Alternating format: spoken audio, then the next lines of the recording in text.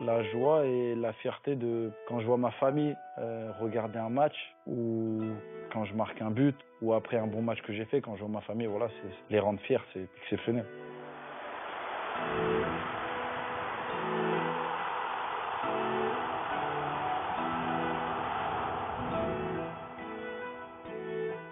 Que depuis que je suis tout petit, ma mère elle a toujours cru en moi, elle m'a toujours poussé à réaliser ce que je voulais faire, à atteindre mes objectifs. Et la première personne oui, qui a confiance en moi, oui, c'est ma mère.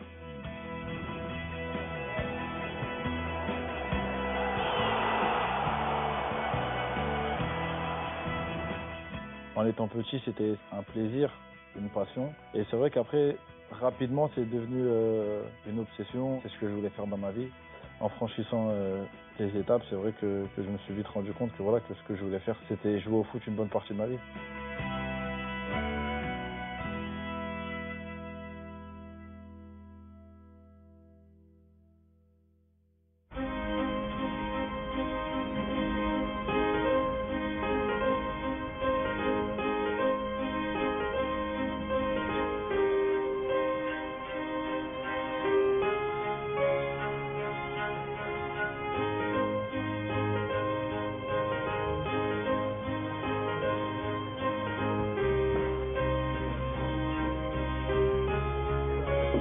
Amigo, ¿qué tal? Bien, ¿y tú?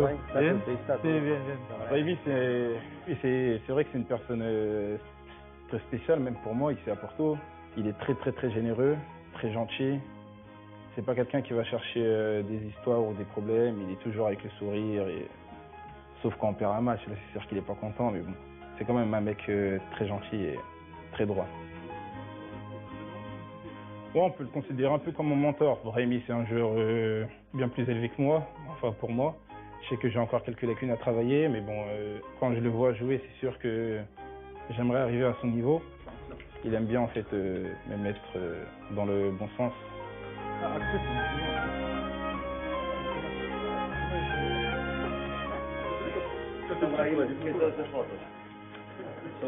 Claro, cuando estaba muy pequeño. Já de pequeno de bola no pé. Muy interesante.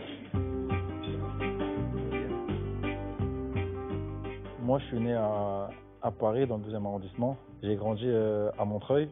Et donc c'est de là, on va dire, que tout a commencé, que tout est parti. Et voilà, et c'est là où j'ai grandi jusqu'à l'âge de mes 12 ans, 13 ans, avec mes parents et mon petit frère.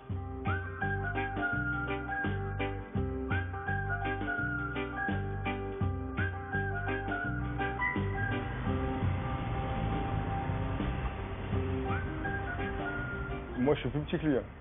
J'ai 4 ans de moins que lui. J'ai 21 ans, je vais avoir 22 ans et mon frère il a 26 ans maintenant. Déjà, dès qu'il est né, mon père et ma mère ils lui ont donné un ballon, ils lui ont offert un ballon déjà. Et après, il a tout de suite aimé le foot. Quand je grandissais, c'est lui qui m'a appris à jouer au foot. Il jouait sur des cailloux. Il aimait ça et depuis tout petit. Hein. C'est là où on jouait. Là, il y a les craies. Comme je vous avais dit tout à l'heure, où il y a les buts. On jouait avant, ça a changé un peu. Avant, c'était beaucoup de cailloux et sable. Mais ça fait longtemps. Il aimait beaucoup le foot et c'est vrai qu'on a eu la chance d'avoir que 4 ans d'écart, donc ce qui permettait de jouer l'un contre l'autre, de jouer ensemble, moi de lui apprendre un petit peu, etc. Donc c'est vrai que voilà qu'on a eu la chance d'être assez rapprochés dans notre âge pour pouvoir jouer ensemble. On faisait des matchs, moi contre Yacine, là et là. Voilà, c'est là où il a touché ses premiers ballons, c'est ici. Ça a bien changé. Moi, ça me fait bizarre. Ça, c'est la lucarne. La lucarne gauche, la lucarne droite. Il fallait qu'on marque là. Yacine, toujours, il marquait là. Moi, je marquais là aussi. Et on se mettait là-bas, Yacine se mettait là-bas. Et il tirait, il fallait qu'il marque là. Sinon, on rentrait pas. Au quartier, il pleuvait. S'il terminait pas faire 50 jongles du pied droit, 50 jongles du pied gauche, bah, il rentrait pas. Même s'il pleuvait, il neigeait. Et mon père, il criait par la fenêtre, et rentre. Mais tant qu'il terminait pas les jongles, droite-gauche, 50-50, il rentrait pas à la maison. Yacine, oui, il avait un caractère, c'était un compétitif. Il adorait être toujours très compétitif et tout ça. Il veut toujours avoir un challenge. C'est-à-dire quand il veut quelque chose, il fait tout pour l'obtenir, quoi. Donc il tenait à ça, quoi. C'est un compétiteur. Ouais, c'est vrai. Dès le plus jeune âge, c'est vrai que j'ai commencé à être très perfectionniste. Voilà, en fait, je voulais tout réussir. À chaque fois, je me donnais d'autres challenges. Donc c'est vrai que la plupart du temps, quand mes parents m'appelaient pour monter, voilà, c'était pas la meilleure des choses pour moi. Il trouvait toujours un ballon pour jouer, à la maison, dans le salon. D'ailleurs, j'ai pas mal d'objets qui ont été cassés grâce au ballon. J'ai commencé dans le club à l'âge de 6 ans. C'était le SDM Montreuil. C'est là où j'ai fait mes premiers pas. Et puis un jour, il a fait un tournoi et c'est vrai qu'il me réclamait toujours plus d'entraînement. Il voulait jouer sérieusement, quoi, un peu plus dans la compétition. Et donc, lors d'un tournoi, j'avais rencontré l'entraîneur du COV de Vincennes qui s'appelle Gilles Doré, prof de PS. Et j'avais apprécié sa manière de parler aux enfants. Vincennes, j'ai beaucoup de souvenirs, beaucoup de tournois qu'on a gagnés, qui me faisaient énormément plaisir parce qu'en étant jeune, voilà, c'était extraordinaire pour moi de pouvoir jouer des tournois, à l'étranger aussi, de voyager. Je me rappelle de quelque chose. Il était tout petit, il est arrivé au CO de Vincennes. Et comme il venait d'arriver, il y avait déjà une équipe constituée et tout. Donc, bah voilà, le collectif, ils n'acceptent pas toujours facilement quelqu'un qui arrive. Et il rentre à la maison un soir, et puis après l'entraînement, et en général, j'allais dans sa chambre lui lire une petite histoire, on parlait un peu. Et puis là, je vois, il a presque les larmes aux yeux, et il me dit, tu te rends compte, ils veulent pas de moi. Voilà, il s'est senti rejeté par les autres. Et en fait, je sais plus si j'avais pas joué ou si ça s'était mal passé, je crois, avec mon équipe pour la première fois. Et tellement j'étais énervé, c'est vrai que j'avais fini en pleurs. Et puis tout de suite après, il me dit, mais t'inquiète pas, maman, demain, je vais y retourner, je vais leur montrer.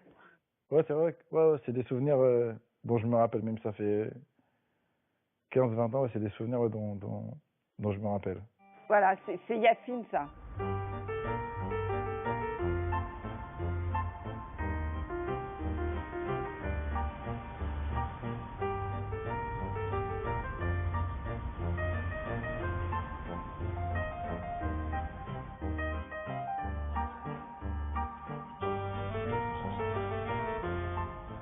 Je m'appelle Jean-Claude Lafargue, je suis le directeur de l'académie de l'INF Clairefontaine. Les enfants rentrent très jeunes, 13 ans. 13 ans, c'est des enfants tout jeunes, donc il y a encore ce lien très, très proche de leurs parents. Et donc, à un moment ou un autre, sur les 2 années où ils restent chez nous, on remplace la famille, puisqu'on les voit plus que leur famille. Je me souviendrai toujours, mais toujours, c'était un moment d'une émotion très très forte pour lui. C'est quand il a reçu sa lettre, qu'il était reçu à l'INF Clairefontaine. D'ailleurs, j'ai encore la photo avec la lettre.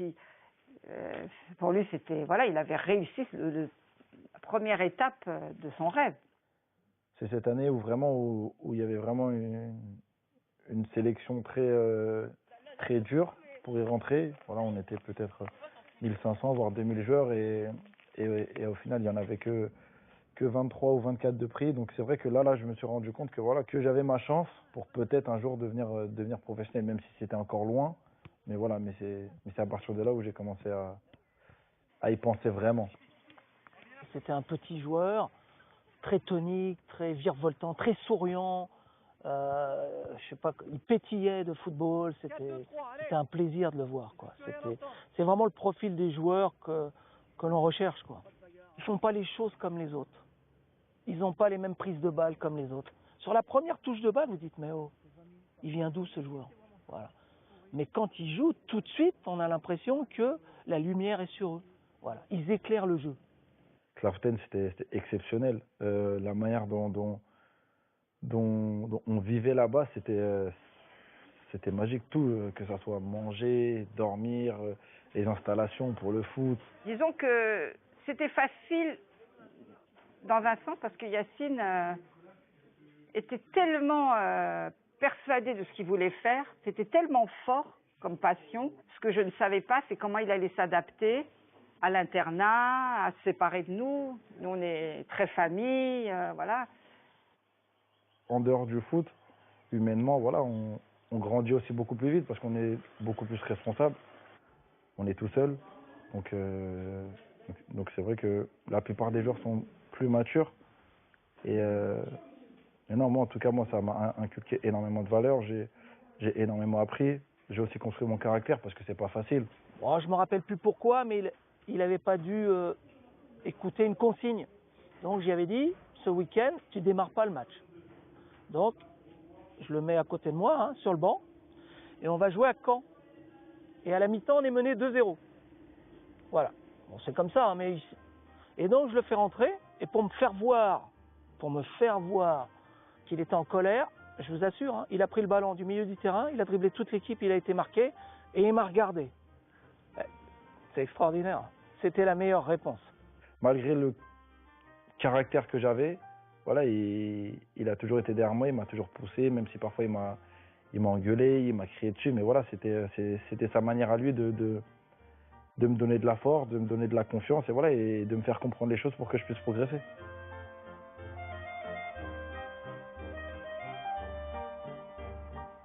Les 3 premiers mois, c'est difficile, et après, des fois, les 3 premiers mois, ils pleurent. Ce sont des enfants, et après, en général, ils pleurent parce qu'ils partent. Ils veulent plus partir, quoi.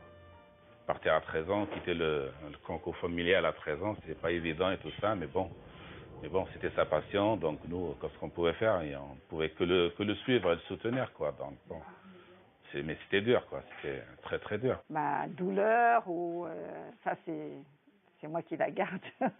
Je la gère comme je peux. Voilà. Mais le pire, c'est qu'elle me l'a jamais dit. Ma mère, en fait, ma mère, en fait, enfin, moi, je suis comme ma mère dans le sens où tout ce qui peut m'arriver, de bien, mais surtout de mauvais, je le garde pour moi, pour pas faire souffrir ma famille, par exemple. Et donc, ma mère, en fait, c'est ce qu'elle a fait. Et je pense que ça, c'est une chose que j'ai gardée d'elle. Une tour que tu veux faire, là, c'est... T'as tout cassé. Ma fille, elle a changé ma vie.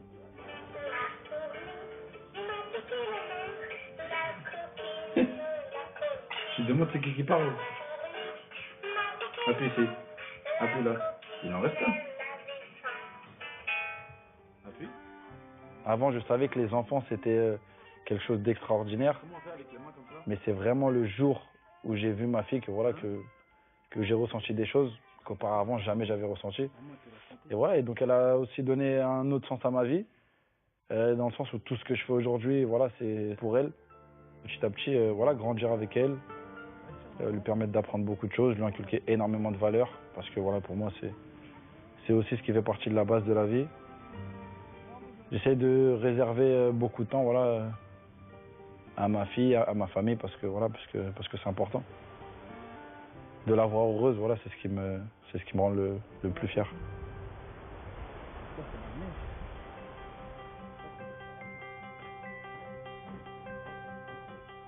Yacine Brahimi a été vu 30 fois par 8 personnes avant que je prenne la responsabilité de le faire signer. Quand on voit un jeune, on voit le footballeur sur le terrain, mais pour moi c'est important de connaître l'individu et son environnement. Ça c'est l'histoire de Yacine au Stade Rennais, c'est toutes les appréciations sur la famille, sur ce qu'on connaissait du joueur et aussi de l'individu. Ça c'est son premier contrat, mais ça c'est secret, donc c'est son premier contrat au Stade Rennais. Voilà. À la base, on était plus orienté pour signer au Paris Saint-Germain. Et à la dernière minute, on a décidé d'aller à Rennes. Parce que c'est vrai que ma mère, ou pour mes parents, l'école était très très important. Et c'est vrai que Rennes, à cette époque, était le meilleur centre de formation de France et très reconnu pour sa manière enfin, de gérer les cours et le foot. L'objectif, il est de retrouver un jeune formé au club, qui gagne des titres ou pas, c'est de le voir en équipe première. Le seul objectif d'un centre de formation pour moi, c'est qu'il joue en équipe première. Donc là, c'est le championnat des U17 à l'époque où Yacine donc était dans la catégorie des U17. Ça, c'est le premier titre championnat des U17. Et puis ensuite, c'est la coupe Gambardella, chère à Yacine certainement, puisqu'il revenait donc sur Paris. Et c'était un moment exceptionnel parce que c'était d'une la première fois que j'allais dans des vestiaires de professionnels, donc dans des immenses vestiaires avec tout ce que ça comporte. Un immense stade comme le Stade de France. Et c'est vrai qu'au moment où on rentre, on se dit t'es pas encore pro, tu peux y arriver. Imagine-toi si un jour t'es pro, les sensations que tu pourras avoir chaque week-end, chaque jour. Et donc tu te dis, voilà, peut-être que mon rêve est en train de commencer à se réaliser. Je dirais que c'est la barrière, c'est la ligne où ceux qui sont à ce moment-là très performants ont le profil pour jouer chez les grands.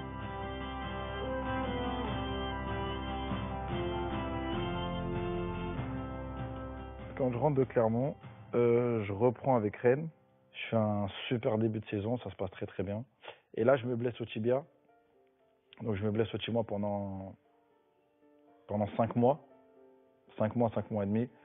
Et donc c'était une période très très dure parce que j'avais essayé de revenir 2 fois et 2 fois directement, j'avais rechuté.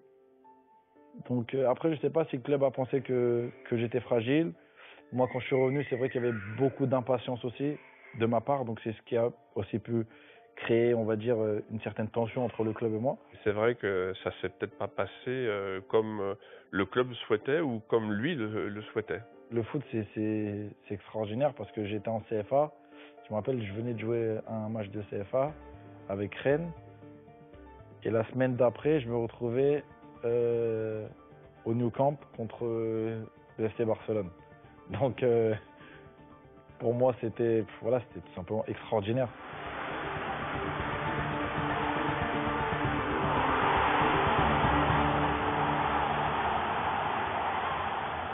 Donc moi, Grenade, je connaissais pas. Je connaissais pas Grenade. Donc je vais sur internet, je vois Grenade et mon meilleur ami me dit la semaine prochaine, Grenade joue contre le Real Madrid, je crois. Et je lui dis comment c'est possible parce que pour moi, Grenade c'était une équipe de deuxième division. Donc comme dit ça, et je vois que c'est en Liga.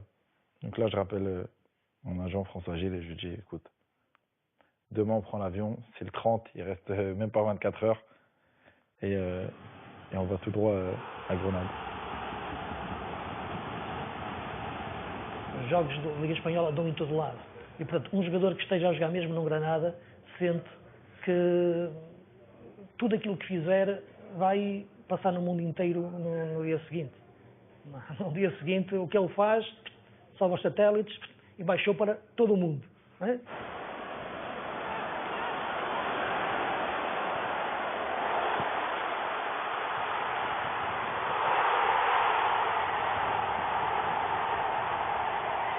C'était important de prendre les 3 points, mais contre Barcelone, tu as une chance sur 50 battre le Barça.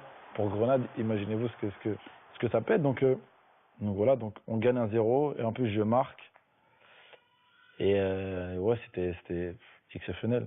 C'était marqué contre la meilleure équipe du monde. En marquant un but ou après un match, voilà, je remercie Dieu pour toutes ces opportunités, pour tout ce qu'il m'a donné, ce qu'il me donne. Je pense qu'on était privilégiés. C'est le minimum que je puisse faire. Brahimi. Ma deuxième année à Grenade, c'est là où j'ai été élu meilleur joueur africain. J'ai une identité voilà, qui n'est pas seulement en Espagne. Quiero dedicar este premio a mi familia, a mi hija y a mi país de Argelia y a todo el continente de África. Gracias. J'ai débuté à l'âge de 16 ans avec l'équipe de France. M'a beaucoup apporté, m'a beaucoup appris. Mais c'est vrai que moi, dans ma tête et surtout dans mon cœur, qui était voilà, de rejoindre la sélection algérienne. Nous, on est très attachés à notre histoire. Je considère qu'on ne peut pas avancer si on ne connaît pas son histoire. Donc on a toujours fait en sorte que nos enfants puissent comprendre d'où ils venaient. Mon pays, l'Algérie. Et voilà, et à travers ça, j'ai eu la chance en peu de temps de faire une Coupe du Monde, de faire quelque chose d'historique pour mon pays, qui était d'aller en 8e de finale. L'Allemagne, c'était l'équipe championne du monde. L'Allemagne a écrasé le Brésil, l'Allemagne a écrasé beaucoup d'autres équipes après. Et donc, pour le peuple algérien, c'était une fierté de dire, oui, voilà, mon équipe a perdu 2-1 après les prolongations. Donc forcément, quand on arrivait en Algérie, pour les gens, c'était une immense fierté. Voilà, on avait représenté l'Algérie au niveau international, ce qui n'avait jamais été fait auparavant. Et donc voilà, pour les gens, c'était tout simplement extraordinaire. C'était mon meilleur souvenir en tant que footballeur.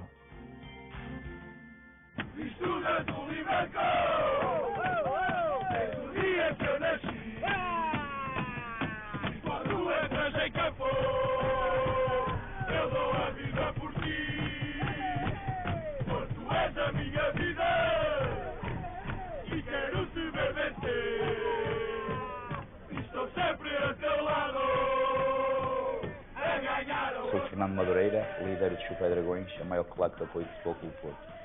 O Porto para mim significa o meu amor, a minha paixão, a minha vida, tudo o que é para mim.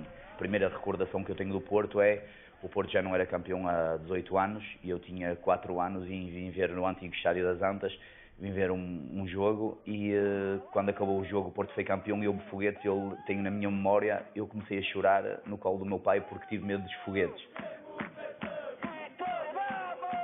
Para ser Super Dragão tem que ter algo dentro de si, uma paixão e uma raça diferente de todos os outros, para poder, mesmo em situações adversas, porque quando está bem é fácil encher o estádio e acompanhar a equipa. Agora, quando a equipa não está bem, é preciso ter muita paixão, muito amor pelo clube e muita raça para poder estar durante os 90 minutos a apoiar a equipa.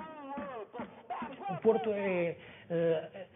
há um sentimento que existe, primeiro de cidade, de região, de cultura, de clube, e depois o que é a equipa em si. E em Portugal, em que tu tens tudo centralizado em Lisboa, o crescimento do Porto, através do seu presidente, de Pinto da Costa, foi muito feito contra Lisboa. Isto é, conseguir fazer aqui um contrapoder. C'est vrai que pour moi, Porto, ça représentait beaucoup dans le sens où, voilà, où il y a de très très grands joueurs qui sont passés ici. Porto, c'est un grand club qui a gagné des Ligues des Champions, qui a gagné énormément de fois le championnat, c'est un club qui gagne énormément de titres. Passer de Grenade à Porto, voilà, pour moi, c'était un bon tremplin. O melhor golo que eu vi ele marcar em Portugal foi ao Nacional da Madeira, aqui no Dragão.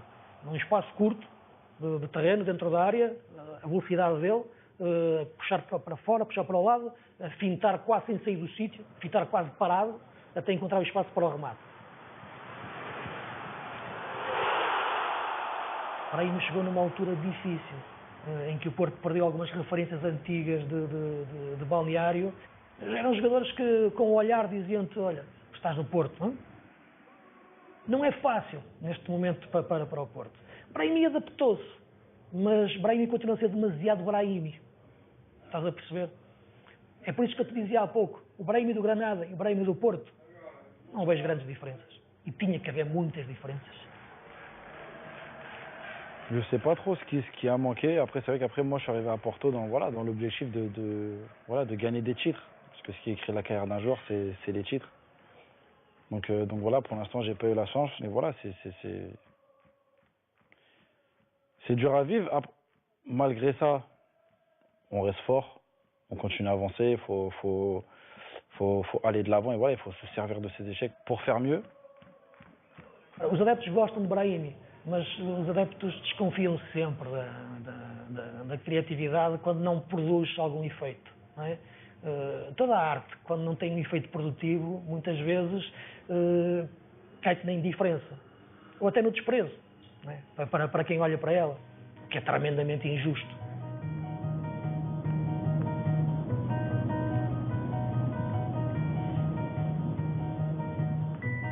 Ce que j'espère de mon futur, c'est repousser sans cesse mes limites, sans cesse progresser et devenir un joueur meilleur, plus complet, encore plus mûr, et voilà, et aller au bout de moi-même, terminer ma carrière et me dire que voilà Yacine, voilà, t'as tout donné. Footballistiquement parlant, je sais pas parce que c'est pas encore fini. J'espère si je veux, donc ouais, je peux avoir encore beaucoup d'années devant moi et qu'on se rappelle de moi comme un bon footballeur et surtout comme une bonne personne.